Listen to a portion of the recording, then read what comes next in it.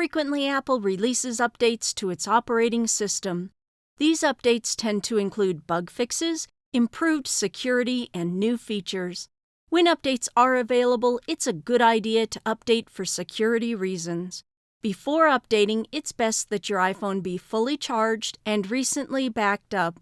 Additionally, to save data, it's a good idea to update when connected to a known, secure Wi-Fi, for example at home. Sometimes when there's an update available, the settings icon displays a red circle badge. Tap on Settings. If a software update is available, it may be indicated on the settings screen. You may tap here to access the update, or tap on General. Next, tap on Software Update. To always have the latest security on your iPhone, it is suggested that you turn on automatic updates. When enabled, the iPhone will automatically download updates when available over Wi-Fi. Having enabled that, the installation option is available. When this is enabled, for convenience sake, downloaded updates will automatically be installed overnight when your iPhone is charging and connected to Wi-Fi. You will receive a notification prior to the update being installed. I'll disable mine so I can show you how to manually install an update. Swipe back to the previous screen. If an update is available, it will be displayed. To view information about the update, tap the link. Tap Download and Install to proceed. Enter your password if needed.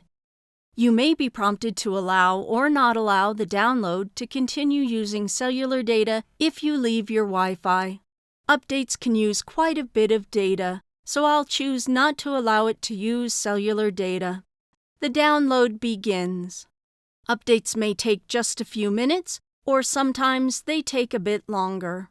Once the download is complete, you may have to tap to install the download. This too may take a few minutes or a bit longer. During the process, you may see the Apple icon displayed on the screen. When the process is complete, you may have to enter additional information like your Apple ID and password, or it may not require any further information. When finished, return to Settings by holding down the back button and then slide your finger down to select Settings.